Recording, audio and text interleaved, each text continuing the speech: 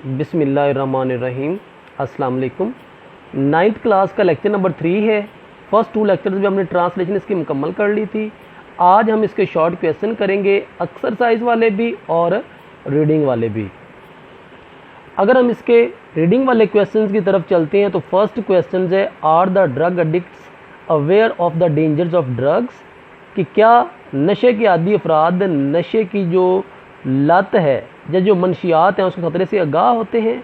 अगर हम लेसन को देखें या अगर वैसे हम ग्राउंड रियलिटी देखें तो आगाह होते भी हैं कुछ, और कुछ आगाह नहीं होते। जो नहीं होते वो जो है ना नेग्लिजेंस की वजह से या आगाह ना होने की वजह से वो क्या होता है उसकी इसका शिकार हो जाते हैं। और जो आगाह होते हैं वो अपनी ज़िम्मेदारियों से बचने के लिए जो है ना वो नशे की लत को चूज़ करते हैं, नशे की लत की तरफ वो आ जाते हैं। और अगर उससे अगला हम देखते हैं, which environmental factors are responsible for the drug addiction, वो कौन से माहौलियाती अनासर हैं जो नशे की लत के ज़िम्मेदार हैं। तो अगर हम देखें तो इसी ही चैप्टर में, इसी पैराग्राफ में उन्होंने बताया हुआ है कि बैड पीर इन्फ्लुएंस और डोमेस्टिक बैकग्राउंड जो है ना वो इन्वायरमेंटल फैक्टर्स हैं जो नशे की लत का सबब बनते हैं, जो ज़िम्मेदार हैं नशे की लत के।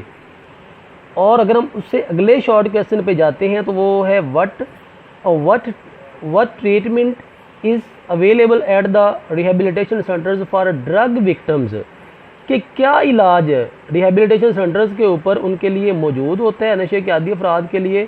तो इसी ही पैराग्राफ में हम देख लेते हैं कि वहाँ पे जो सर्टिफाइड रिहेबिलिटेशन सेंटर्स हैं ना, वहाँ पे क्योर भी उनके पास होती है, केयर भी होती है, ट्रीटमेंट भी होता है, काउंसलिंग भी होती है, सारा कुछ उनके पास मौजूद होता है। जो नशे की आदी जो नशे का आदी एक फ़र्द है उसके लिए बहुत ज़रूरी है, एक वाइटल रोल प्ले करती हैं। उसके बाद what do you understand by the term counselling, जैसे हमने ऊपर वाले क्वेश्चन में काउंसलिंग का जिक्र भी किया, वो कहते हैं कि उससे आप क्या मुराद लेते हैं। काउंसलिंग से मुराद होती है काउंसलिंग का मीन्स बनता है अ प्रोफेशनल एडवाइस। आपको पता है कि जो प्रोफेशनल जो मोटिवेशनल स्पीकर्स होते हैं ना, या जो मोटिवेशनल यानी कुछ डॉक्टर्स भी होते हैं जो मोटिवेटेड स्पीच करते हैं, जो ड्रग एडिक्ट्स हैं उनको समझाते हैं। तो इससे मुराद होती है कि प्रोफेशनल एडवाइस के पेशावर या जो नसीहत, इनको जो नसीहत करना ड्रग एडिक्ट्स को कि वो अपनी नशे की लत को छोड़ के अपनी नॉर्मल लाइफ की तरफ दोबारा आ जाए।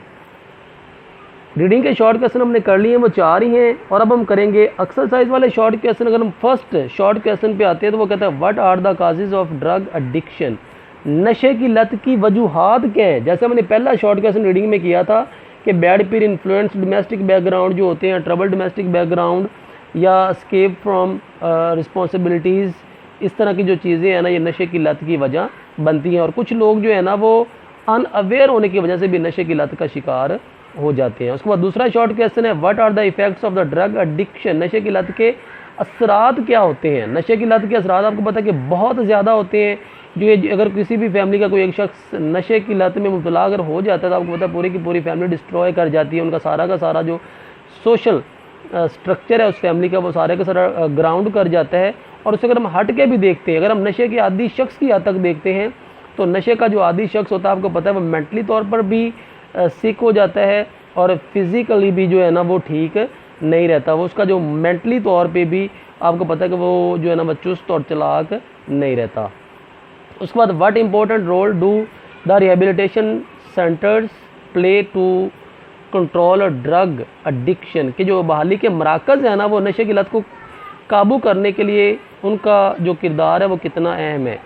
तो अगर हम देखें तो एक वाहिद ही एक सोर्स है नशे के आदी अफराद के हवाले से या नशे की लत को काबू करने के लिए वो रिहेबिलिटेशन सेंटर्स हैं। तो मेरा ख्याल है कि अगर हम ऑल इन ऑल कहें ना रिहेबिलिटेशन सेंटर्स को नशे की लत को काबू करने के लिए तो इसमें भी कोई अबहाम नहीं है। इनकी बहुत ज़्यादा अहमियत है। आपको पता है ये क्योर देते हैं, केयर देते हैं, ट्रीटमेंट देते हैं, काउंसलिंग देते हैं नशे के आदी अफराद को। और ये सारी चीज़ें आपको पता है कि नशे के आदी शख्स की बहाली के लिए की रोल प्ले करती हैं। उसके बाद what is the role of counselling in preventing drug addiction, ये तकरीबन मिलता जुलता है what do you mean by counselling से। तो इसका रोल जो है ना आपको पता है कि रोकने के लिए बहुत अहम है। जो काउंसलिंग है ना ये बेसिकली एक जो ड्रग एडिक्ट होता है ना उसको मोटिवेट करना है कि जो है ना वो दोबारा ड्रग एडिक्शन की तरफ ना जाए, उसको रियलाइज़ करवाया जाता है काउंसलिंग के थ्रू कि जो ड्रग एडिक्शन है ना वो उसके लिए कितनी नुकसानदेह है, और उसके अलावा उसको मोटिवेटेड किया जाता है कि वो अब उसकी जानिब ना जाए। इसका बहुत ज़्यादा इम्पोर्टेंट रोल है ड्रग एडिक्शन में, उसको प्रिवेंट करने में काउंसलिंग का। अगर हम उससे अगला शॉर्ट क्वेश्चन देखते हैं, वो कहता है कि what do families feel reluctant to take the drug victim to drug rehab. तो अगर हम इसको देखते हैं तो वो कहता है कि जो ड्रग एडिक्ट्स की फैमिलीज़ है ना, नशे के आदी शख्स की, तो वो एक नशे के आदी शख्स को बहाली के मराकज़ में ले जाने पर रजामंद क्यों नहीं होते, या वो घबराते वहाँ पर ले जाने से क्यों है। तो उनको मेन होता है कि वो फील करते हैं कि लोग उनको अपनी बिरादरी से निकाल देंगे, इससे लोगों को पता चल जाएगा कि इनकी फैमिली का कोई ना कोई मेंबर जो है ना वो ड्रग एडिक्ट बन चुका है, नशे का आदी हो चुका है, नशेई हो चुका है। तो इससे बिरादरी से निकाले जाने के खौफ से और जो है ना वो डिसऑनर की वजह से भी वो जो है ना बहाली के मराकज़ में ले जाने से घबराते हैं, रजामंद नहीं होते। What are the responsibilities of families to ensure complete recovery of the drug addicts. छठा शॉर्ट क्वेश्चन है कि जो नशे के आदी अफराद जो है ना उनका जो ख़ानदान है उनकी क्या ज़िम्मेदारी बनती है जो है ना वो नशेइयों के हवाले से, नशे के आदी अफराद के हवाले से।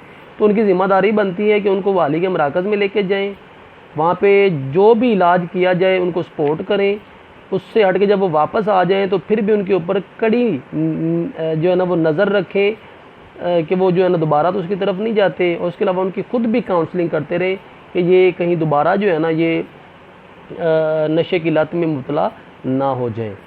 तो ये था हमारा आज का जो टॉपिक जो हमने करना था। शॉर्ट क्वेश्चंस आपने एक्सरसाइज वाले भी, रीडिंग वाले भी, सारे इनको आपने याद करना है। अल्लाह हाफिज़।